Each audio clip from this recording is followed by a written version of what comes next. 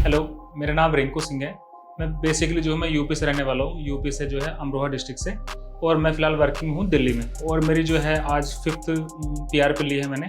और जो मेरा ट्रांसप्लांट हुआ था वो मई लास्ट में और जून की शुरुआत में हुआ था। तो अगर देखा जाए तो मुझे पूरा 1 साल हो चुका है और आप मेरी हेयर ग्रोथ देख ही सकते हैं।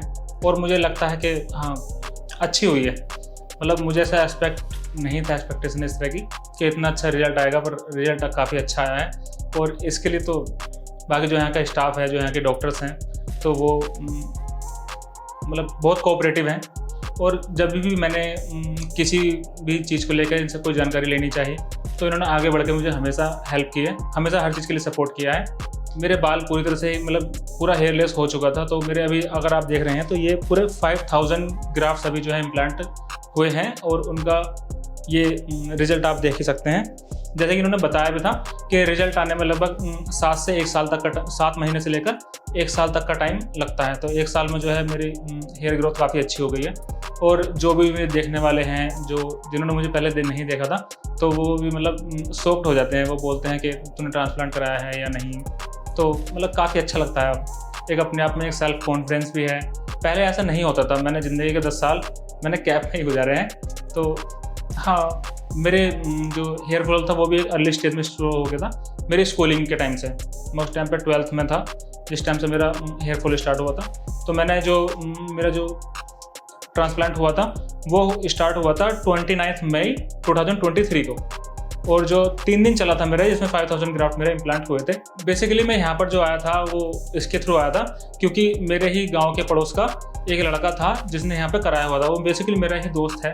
मुझे जब मैंने उसे देखा, उसका ट्रांसप्लांट देखा, तो मुझे लगा कि हाँ यार, मेरी भी हेयर ग्रोथ शायद ऐसी हो सकती है कि मैं भी ट्रांसप्लांट करा लेता हूँ। और जब मैं यहाँ पे क्यूएसटी क्लिनिक पर आया तो जब मैंने देखा, पहले यहाँ का आने से पहले मैंने सर्च की, तो मैंने देखा यहाँ पे जो राजपाल यादव जी हैं और जो CID वाली टीम है, उन्होंने भी यहाँ पे ट्रांसप्लांट कराया। तो मतलब एक तरह से एक विश्वास बना कि हाँ, यहाँ पे जो है अच्छा रहेगा। तो मुझे इनसे जो भी एक्सपेक्टेशंस थी, अब जब एक पूरा साल हो चुका है तो मुझे लगता है कि हाँ, मेरी भी एक्सपेक्टेशंस पूरी हुई है। टीम यहाँ की काफ़ी सपोर्टिव है, चाहे वो बेसिकली कोई भी हो, चाहे स्टाफ हो, डॉक्टर्स हो, मतलब हर कोई बेसिकली कभी भी कोई सजेशन चाहिए होता है, चाहे मेडिसिन को लेकर हो, किसी भी चीज़ को लेकर हो, आपके PRP के बारे में कुछ भी, तो ये पूरा सपोर्ट करते हैं। और ये एक अच्छी बात है क्योंकि जहाँ का स्टाफ अगर इस तरह नहीं होगा तो फिर वहाँ पर मन कहीं ना कहीं फीका पड़ ही जाता है। और मतलब हर चीज़ को लेकर जो भी मेरी एक्सपेक्टेशंस थी वो अच्छी ही रही हैं, मतलब वो पूरी फुलफिल हुई हैं। जैसे कि मैंने बताया है कि मेरे जो बॉल्डनेस मेरी आनी स्टार्ट हुई थी वो मेरे 2012 से आनी स्टार्ट हुई थी। हालांकि मेरे पापा जी जो है उनका अभी तक एक बाल भी जो है मतलब एक बिल्कुल हेयर लॉस हुआ ही नहीं है। तो मुझे लगता है ये शायद ये मेरी मम्मी की तरफ से आया है, क्योंकि जो मेरे मामा जी हैं उनके जो है मतलब उनका भी हेयर लॉस हुआ है, तो शायद वहाँ से आया हुआ है। तो अब आप लगा लीजिए 2012 से मेरे स्टार्ट हुआ था, 2012 के मार्च से। और अभी जो हो चुका है, मैंने कराया था 29 मई 2023 को। तो यानी लगभग मैंने 11 साल मैंने ऐसे ही निकाले। और इन 11 साल में मैंने लगातार कैप ही पहना है। तो मैंने कभी ऐसा नहीं हुआ कि बहुत से लोगों ने मुझे बिना कैप के कभी देखा ही नहीं। और लिटरली भी ऐसा हुआ भी पीछे कि जब मैं बिना कैप के उनसे मिला तो वो लोग मुझे पहचान नहीं पाए थे। तो इतना फ़र्क आता है ये कराने से। तो मुझे लगता है कि इस चीज़ से बेहतर कि यार कराएं ना कराएं, क्या क्या नहीं। तो मुझे लगता है कि ज़िंदगी इतनी लंबी भी नहीं है जितनी हम सोचते हैं। तो उसे पैसा कमाना गंवाना ये चलता रहता है, तो पर खुद के लिए भी कुछ ना कुछ करना चाहिए। अगर हमें लगता है कि हाँ, हमें ट्रांसप्लांट कराना चाहिए और लगता है नहीं कराना चाहिए, तो मुझे लगता है फिर उसमें कि आपको चूज़ करना चाहिए कि हमें कराना चाहिए। क्योंकि वरना फिर रिग्रेट ही करते रहेंगे यार कि हमने कराया नहीं। अगर आप कराएंगे तो आपको अच्छा लगेगा, आपको खुद में सेल्फ कॉन्फिडेंस आएगा, तो इसलिए कराएं। चूँकि मैंने स्टार्ट नहीं किया था कैप पहनना पहले, तो धीरे धीरे मुझे लगता था जब मैं अपने जो है बालों में कंघा डालता था कि हाँ, मेरे बाल जो है टूटने लगे हैं। नहाते हुए भी जो हम शैम्पू वैम्पू करते हैं तो बाल हाथ में आते थे। और फिर मुझे जो है, जो मेरे दोस्त थे या मेरे फैमिली वाले थे, वो भी टोकने लगे थे कि शायद मेरा जो है हेयर लॉस होने लगा है। फिर मैंने धीरे धीरे नोटिस किया, तो हाँ, मुझे ये भी था। तो मैं कैप भी पहनने लगा था उसके बाद से। हालांकि कुछ लोग ये भी बोलते हैं कि कैप नहीं पहनना चाहिए, कैप से जो है हेयर लॉस होता है, पर मैं इस चीज़ को नहीं माना था। और शायद ये चीज़ है भी कि कैप पहनने से जो है हेयर लॉस ज़्यादा होता है। धीरे धीरे वो वक्त के साथ वही पता भी चलता गया कि हाँ, हेयर लॉस काफ़ी हुआ है। क्योंकि मेरा लगभग 2012 के मार्च से इस चीज़ में ध्यान दिया था, और 2012 के लास्ट तक होते होते जो मेरी ये आगे से ये लाइन जो होती है, हेयर लाइन, ये जो है मतलब ये हेयर फॉल यहाँ से स्टार्ट हो गया था। तो ऐसे ही मुझे पता चला। बाकी तो आप देखेंगे इस वीडियो में आगे कि मेरा पूरे पिक दिखाई जाएगी आपको कि मेरे जो हेयर फॉल्स वो कितना था कितना नहीं था। जब मैंने लोगों से इस चीज़ के बारे में मैंने बात की कि मैं यार ट्रांसप्लांट कराता हूँ या फिर, तो लोगों ने मुझे बोला कि ट्रांसप्लांट ना करा के आप जो है हेयर पैच यूज़ कर सकते हैं या बिग भी यूज़ कर सकते हैं। पर मुझे लगा हेयर पैच या बिग जो है एक परमानेंट सोल्यूशन नहीं है, उसे शायद कुछ इचिंग होती है और वगैरह वगैरह बहुत सारी प्रॉब्लम्स हो सकती हैं, आगे चलकर साइड इफेक्ट्स हो सकते हैं उसके, क्योंकि फिर वो एक तरह से वो चिपकी ही रहती है जो हेयर पैच होता है हमारे, तो वो मुझे शायद अजीब सा ही लगता है और मुझे परमानेंट सोल्यूशन चाहिए, तो इसलिए मैंने जो है हेयर ट्रांसप्लांट का रास्ता चुना है। और मुझे लगता है कि हेयर पैच भी मतलब ठीक नहीं होता है, जो ये मेरी पर्टिकुलर राय है, ऐसा ये सभी के लिए नहीं है, तो मुझे लगा। और मैं दिल्ली में रहता हूँ, फिलहाल मैं दिल्ली में वर्किंग हूँ, और मैंने दिल्ली में इसलिए नहीं कराया ट्रांसप्लांट, मैंने हरिद्वार इसलिए आया क्योंकि एक तो मेरे फ्रेंड ने जो है यहाँ पे कराया हुआ था, और फिर यहाँ पे जो और भी जो टीम आई हुई थी यहाँ पे CID की हो गई और राजपाल यादव जी हो गए, उन्होंने कहा था यहाँ पे एक ट्रस्ट बिल्ड हुआ कि हाँ ये लोग अच्छा काम करते हैं, और उससे ये चीज़ हुई भी क्लियर। हालांकि मैंने दिल्ली में वहाँ पर यहाँ से कॉस्ट के बारे में बात किया तो वहाँ सस्ता भी हो रहा था, पर मैंने सस्ते को ना देखते हुए मैंने क्वालिटी पर ज़्यादा विश्वास किया, क्योंकि मुझे लगता है जब हमारे बात हमारे हेड की आती है तो उसमें जो है ये चीज़ देखना होती है, ये जी किसी जो स्पेशलिस्ट होते हैं उनकी निगरानी में होनी बहुत ज़रूरी चीज़ है। जब मैंने इस बारे में अपने ट्रांसप्लांट करने के बारे में मैंने अपनी फैमिली से, मैंने अपने फ्रेंड से बात की, तो बोल रहे थे कि वो ये भी बोल रहे थे कि यार कोई ज़रूरत नहीं है, तो ऐसे भी अच्छा लगता है, कैप में ये है वो है वगैरह वगैरह। पर कहीं ना कहीं मुझे से एक सेल्फ कॉन्फिडेंस की कमी आती थी, मुझे खुद में ही अच्छा नहीं लगता था, तो मैंने उनसे बताया था कि मैं ट्रांसप्लांट कराने जा रहा हूँ। हालांकि उन्होंने बोला था कि ये सक्सेसफुल शायद मुश्किल ही हो जाए तो अच्छी बात है कि नहीं होगा, पर जैसे जब मैंने ट्रांसफर करा गया और जब कुछ टाइम बाद उन्होंने मेरा जो ग्रोथ थी वो होते हुए देखा, जब वो रेट देखते हैं और जो आज देखते हैं, तो उन्हें अभी भी यकीन नहीं होता है कि मैं जो है ट्रांसप्लांट कराया है। और चूंकि मैं बिल्कुल रूरल एरिया से बिलोंग करता हूँ, तो वहाँ पे लोगों को लगता ही नहीं है कि मैंने ट्रांसप्लांट कराया, ये बिल्कुल जेन्युइन बाल है, ये उन्हें लगता है कि ये जो है बिग हो गई या फिर इन्होंने बाल जो है नकली लगाए हुए हैं। तो मतलब अब घर वाले काफ़ी खुश हैं, सब खुश हैं, सबको अच्छा लगता है, खासकर सबसे ज़्यादा मुझे अच्छा लगता है। और मेरे QST जो चूज़ करने की मेन वजह ट्रांसप्लांट के लिए ये है क्योंकि मेरे जो दोस्त हैं, मेरे ही गांव से 3-4 किलोमीटर है, तो उसने यहाँ से कराया था, तो उसने ही मुझे यहाँ के बारे में बताया था कि रिंकू तो जो है QST क्लिनिक जा सकता है, हरिद्वार में है इनका। तो फिर मैं इनके चैनल पर गया, मैंने YouTube चैनल पर देखा, तो मैंने देखा कि ऑल ओवर इंडिया जो है इनके पास जो है ट्रांसप्लांट के लिए जो है वो क्लाइंट्स आ रहे हैं, तो इसलिए मैंने जो है यहाँ पर प्रेफर किया। फिर मैंने और भी चीज़ें देखी, तो और भी कई सारे फेमस जो है यहाँ पर जो सेलिब्रिटी हैं वो हुए, तो उनसे एक ट्रस्ट बिल्ड होता है जब हमें ये चीज़ होती है, क्योंकि वो एक तरह से इन्फ्लुएंसर ही होते हैं वे लोग जो सेलिब्रिटी होते हैं। तो इस वजह से मुझे इन पर विश्वास भी बना, और फिर जब मैं इनसे मिला तो वो जो विश्वास था मेरा, मुझे कहीं ना कहीं लगा कि जो मेरी एक्सपेक्टेशंस हैं, जो मेरा विश्वास है वो मतलब वो टूटेगा नहीं, ना मेरी एक्सपेक्टेशंस अधूरी रहेंगी, तो वो फुलफिल होंगी।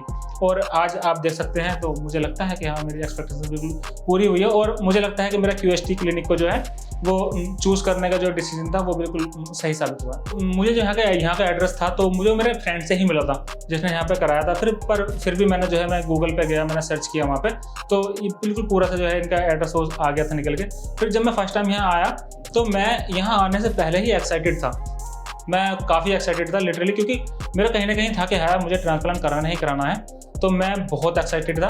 और जब मैं यहाँ आया तो मैं जब यहाँ पे स्टाफ से मिला तो मतलब इनका स्टाफ बहुत कोऑपरेटिव है, बहुत अच्छे से इन लोगों ने मुझे बात की, हर चीज़ मतलब बहुत अच्छे समझाई, चाहे कोई भी हो पर्टिकुलर, चाहे रिसेप्शन पे हो या फिर डॉक्टर हो या कोई फोटोग्राफर हो या कुछ भी जो भी होते हैं, मतलब उन्होंने अपनी जो एक रेस्पॉन्सिबिलिटी थी वो अच्छे से निभाई है। तो यहाँ का और यहाँ पे जो हाइजीन है वो मतलब बहुत साफ़ सुथरा है, क्योंकि ऐसा ज़्यादातर होता नहीं है।